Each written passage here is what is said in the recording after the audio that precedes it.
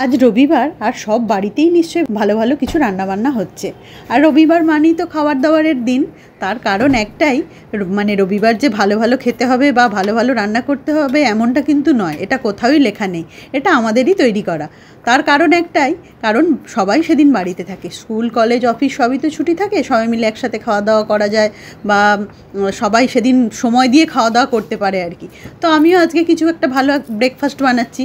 তো কী আর বানাবো, ভাবলাম একটু বার্গার বানাই, কারণ রিম্বি তো বার্গার খেতে ভীষণ ভালোবাসে, কদিন ধরেই বলছিল যে বার্গার খাবো। তো ভাবলাম একটু বার্গার বাড়িতেই বানিয়ে নিই। তো সব কিছুই রয়েছে মোটামুটি, আর মেয়োনিজটা কিন্তু নেই। আর মেয়োনিজ আমি বাইরে থেকে খুব একটা যে কিনি তা কিন্তু নয়, তো একটু বানিয়েই নিচ্ছি। তো এই মিক্সির মধ্যে একটু পনির টুকরো টুকরো করে কেটে দিয়েছি, দুটো শুকনো লঙ্কা দিয়েছি, অল্প একটু ভিনিগার দিয়েছি, নুন দিয়েছি, চিনি দিয়েছি, কয়েকটা ছাড়ানো রসুন আর অল্প একটু জল দিয়েছি। সেটা দিয়ে খুব ভালো করে এটা মিক্সিতে আমি পেস্ট করে নিয়েছি। তৈরি হয়ে গেল হোমমেড মেয়োনিজ। এটা খেতেও যেমন সুস্বাদু আর স্বাস্থ্যকরও। তো এইভাবে একবার তোমরাও বানিয়ে দেখো। আর এটা সম্পূর্ণ মানে ভেজ মেয়োনিজ কিন্তু। আর এই বার্গারের যে বানগুলো সেগুলো আমি দুভাগ করে কেটে নিলাম। মেয়োনিজ, তারপর একটু টমেটো সস, সেগুলো একটু লাগিয়ে নেবো যা যা দিতে হয়। আর এই পেটিগুলো কিন্তু বার্গারের আমি কালকে বানিয়ে রেখেছিলাম।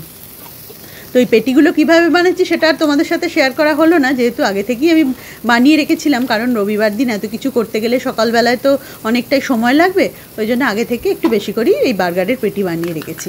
তো এইগুলো গরম করতে দিয়ে দিলাম। আর এই ফ্রাইং প্যানের মধ্যে অল্প বাটার দিয়ে এই বার্গারগুলো হয়ে গেলে অল্প করে সেঁকে নেবো, কারণ চিজটাও তো থাকবে, কারণ চিজটা একটু অল্প মেল্ট হলে তবে বেশ খেতে ভালো লাগবে। আর এই হোমমেড যে মেয়োনিজ বানালাম তার সঙ্গে একটু টমেটো সস ভালো করে মিশিয়ে নিয়ে বার্গার পেটিগুলোর ওপরে লাগিয়ে দিলাম। ঘরে বানানো জিনিস তো একটু বেশি করেই মানে দরাজ হাতেই দিচ্ছি। আর টমেটো, পেঁয়াজ এগুলো সব কেটেই নিয়েছি, তো এগুলো দিয়ে দিলাম। আর এই যে লেটুস পাতা, এটা না দিলে তো বার্গারটা ঠিক মানে বার্গারের মতো মনে হয় না। হোমমেড বার্গার হলেও একটু লেটুস পাতা দিলে দেখতেও ভালো লাগে, আর একটু মনে হয় যে বার্গারটা হয়তো মানে বার্গারটা দেখতেও বেশ ভালো লাগে আর খেতে তো ভালো লাগেই। তো যাই হোক, এগুলোই দিই, সব কিছু দিয়ে আমি সেট করে নিচ্ছি, তারপর ফ্রাইং প্যানের মধ্যে বসিয়ে দেবো। আর এরম টুকটাক জিনিসগুলো বাড়িতে বানিয়ে নিলে খেতেও বেশ ভালো লাগে, আর বাড়িতে তৈরি সমস্ত ফ্রেশ জিনিসপত্র দিয়েই যেহেতু বানাচ্ছি, তো এটা তো একটু হেলদিও হয়।